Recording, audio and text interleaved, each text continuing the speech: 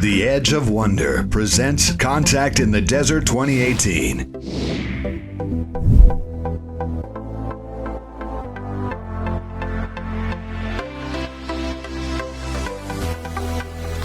Special guests featuring Laura Eisenhower.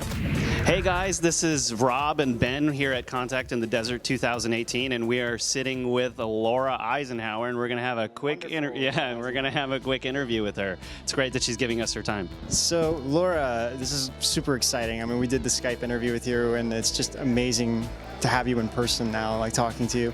So before we get started with anything, I thought one thing I didn't ask you that I really regret was you talking about a little bit more about your family life, like what it was like you growing up in the Eisenhower family, and then kind of what happened to you, and then coming to the point now and how your family looks at everything that you're doing right now. So I would just like you to talk a little bit about that. Okay. I was definitely like a multidimensionally aware child, and all sorts of things would go on, and I would try and share it with my mom and sisters, and it was a little bit over their head. Things in the beginning were a little tumultuous. Parents split up, so we kind of moved around and lived in different places. I was born in England, moved from there as a young child. And so then we got resettled and regrounded, and my mom got remarried, and I just really kept my ears out because Eisenhower was like showing up to me as a child, and I was starting to really get downloaded my mission, and I was seeing things, and I'm having intuitive hits beyond sort of like my years. It's sort of like what just trying to like play and go be on the swing, what's going on here, and I was like incredibly overwhelmed, and anytime I tried to share it, because it went over everybody's head, it began to become, should we worry about her? And I realized, okay, I got to kind of shut this down and just do it. So over the years, I'd really observed, like we go to Thanksgiving every year to my grandfather, which is Eisenhower's son, John S.D. Eisenhower. And so we'd have these family gatherings, Julie Nixon and David Eisenhower, everybody. And even went to a gathering where Nixon was there. And I'm just like, what is this? How did I end up in this family? So I was, massively an observer. I'd look through the family albums and just, get an idea of like the wartime history, because my grandfather and great-grandfather, did a lot of traveling together. And, observing all the books on the bookshelf and just really tuning in more to my mission and like really putting the dots together, like, okay, because I have this deeper soul journey, how does it fit into this storyline? How does it fit into this calling I have in regards to Eisenhower, who keeps showing up? So I kept it pretty low key, and then later on in life, when I was able to sort of ground it a little bit more and put some things, into place. Also, after seeing a newspaper article about Eisenhower and E.T.'s meeting, but it was a joke newspaper, I really wanted to start asking questions, and I didn't get very far. And what I've decided, or what I think the family energy has decided, is when we get together, let's just make it about family. Let's make it about love. Let's not try and get into all this, because it's just uncomfortable topics. Back when Eisenhower was in office, what got signed into law by the NSA was all about the secrecy, and nobody could do anything about it. And they kind of were raised in that era, and they're like, okay, you're gonna blow this lid off. We're gonna like hold space for you. We're gonna have your back, but it's a little bit too much to talk about. Just do it, right? So now it's just like, yeah, lots of family support, and we're just really tight. My mom helps me with my kids, yeah.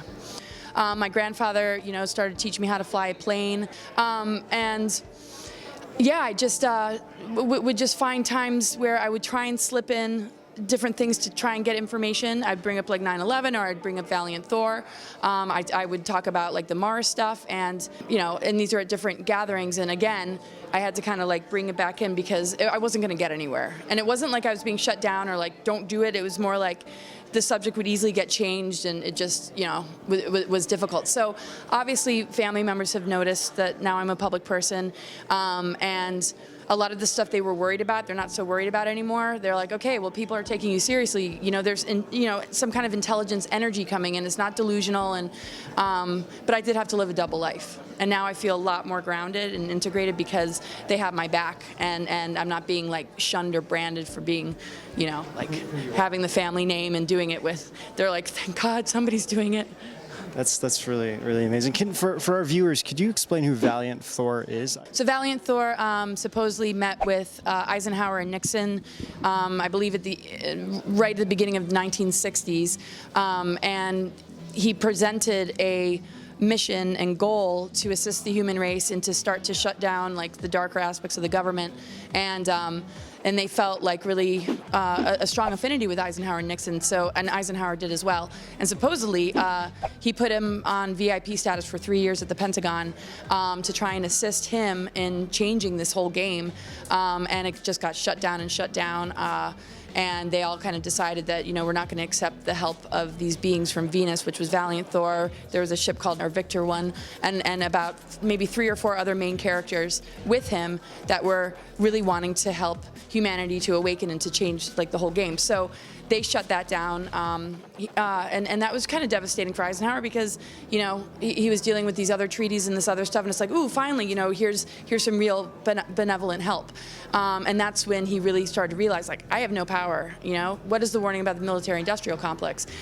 Is really like there's this whole other power structure here, and even though I'm put in this position of power, there's nothing I can do to help these goals. So supposedly Valiant Thor just stayed and stationed motherships all over the Earth, one near Lake Mead, and you can feel the vibrational energy of it, but it's invisible. Like you can just tell there's like something that's cloaked, and he's like still interacting, and they're working together, and a lot of channelers bring their information through Eisenhower and Valiant Thor as a team. Wow, that's amazing. So Valiant Thor is still active? Oh wow, that's really interesting. And Still active. Yeah. I didn't realize So, that. a friend of mine who's here, Valiant Thor, was a spirit guide of hers all throughout her life, and Valiant told her to come to this particular event I was at. It was Kathleen McGowan's event in Montauk, New York, no less. And she's like, Valiant told me to come. He's like, she was like bringing in, all this information about the two of them, working together and in these, still interacting. And yeah, she's here now, but all sorts of stuff comes through, and they're really right here with us, doing what they can from the other side.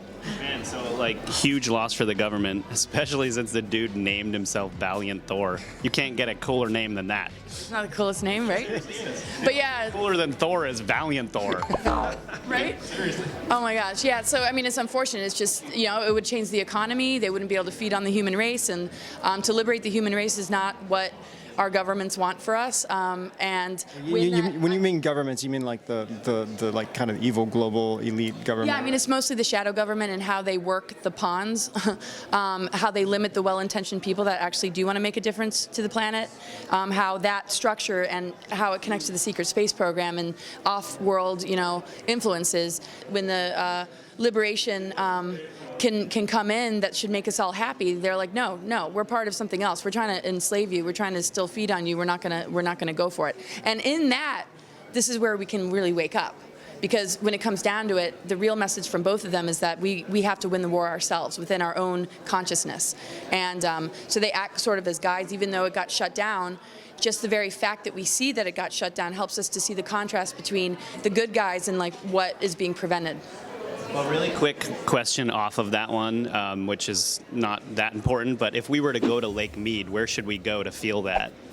I'm not quite sure. I just heard, from people that have gone there that are aware that ship is there. I think it's just real close to the lake. I can get you that information. I've always wanted to go on a road trip there. It's like, okay, let's check this out, and kind of get an update on it. Yeah, but I think it's just like right there at the lake, and if you watch like birds flying around it, they kind of like they don't go like they're like and it's like and people kind of throw stuff and it kind of bounces off like this like shield.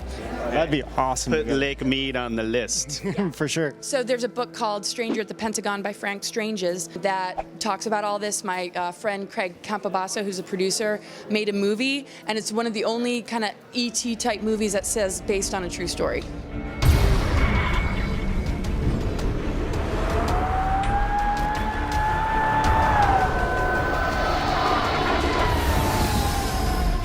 I feel something horrible is going to happen to you.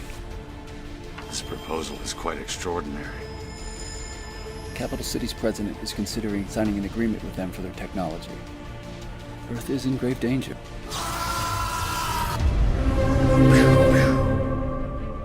I kind of have a question. Something you were talking about yesterday when you were speaking, you kept using the term guardians. And I was wondering, you were like saying like they're kind of looking over, protecting us, giving us messages and stuff. And I was just really wondering like who are these guardians and what do they do? Well, a lot of us are embodied guardians, like hello, guardians, friends. We carry this 12-strand and beyond potential.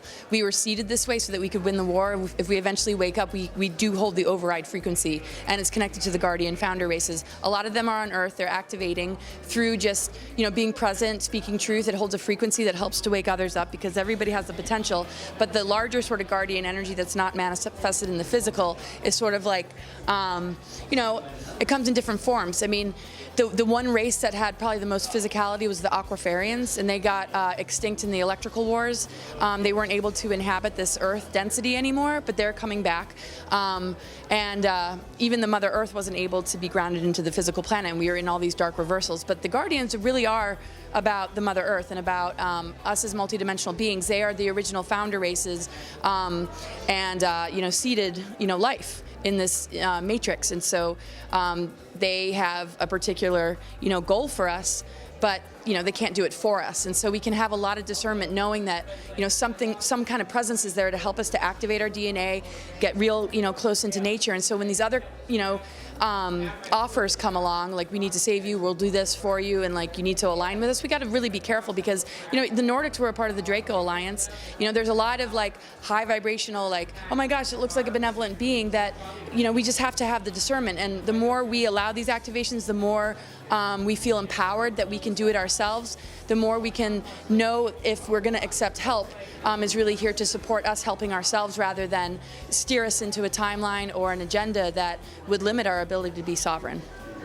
This is actually what I really like about what your lecture and what you're saying is it's really all about you inside, working these things out within yourself, and actually really just being a good person and compassionate to other people, and through those things, like so much can be accomplished. Right, and we wake up to our multidimensional energy, we recognize that we're connected to all these different groups and races, but if we start to lose ourselves, an aspect of us can, try and limit and control us, just like our own negative ego, that suppresses our better, higher consciousness. So there's beings and things that are going to come in the forms of aspects of ourself, but we need to say, hey, I'm holding it all, I'm whole.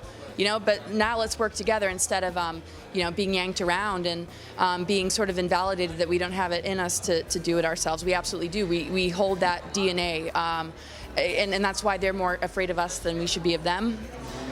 They're just trying to trick us out of ourselves. So one of the questions probably the viewers have right now is like, how do we connect with ourselves to get more in tune with ourselves and our environment and our awareness? I just think, integration of polarity, recognizing the dualities and kind of bringing them more together, like light and dark. It's like light is like seeds, dark is like soil, and, higher consciousness thoughts can be planted in that soil, and that's within us, the masculine and feminine balance. Really knowing that we don't need to externalize things. We can, begin to know that we're the greatest discovery. We can, space travel within our own aura and like get in touch with like all these different star systems. Our DNA holds all these different harmonic universes, and the way to upgrade it is to recognize that it's a love story. If we can divorce all the things that have taken from us, robbed us, that cheat us out of ourselves, that want to poison us, and we just say, I am breaking those agreements.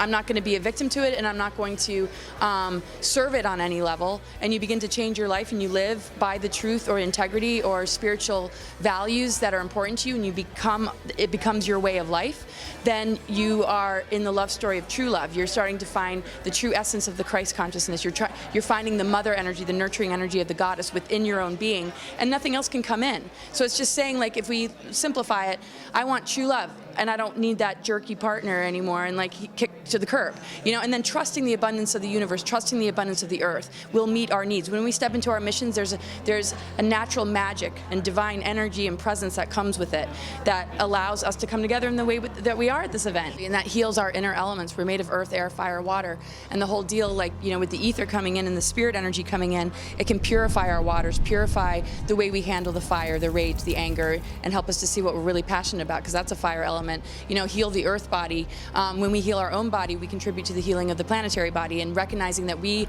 are a living example of what's outside of us. And so if we can take care of what's here, the earth will respond. And if enough of us do it, it's just gonna, purify. And it's because we're moving into a higher earth energy based on the DNA we're switching back on. But we have to kind of be willing to purge and clear. The most important thing is that you stay true to yourself, and we gotta just like be light and see the joy and humor in it all, and not judge ourselves so much, which I tend to do. Is like, what are you doing, Laura? Really, yeah. It's good to have that humility. So I have to remind myself, well, at least you're not like, thinking that you have it all figured out. So when we're really centered in ourselves, when we honor the wounds, when we honor the inner child, when we're willing to look at it and be transparent enough to give it the love and nurturing it needs, and we can hold that space for each other, we're going to recognize we're family and we are one another. That's an awesome message. Yeah. For sure, Seriously. for sure, yeah.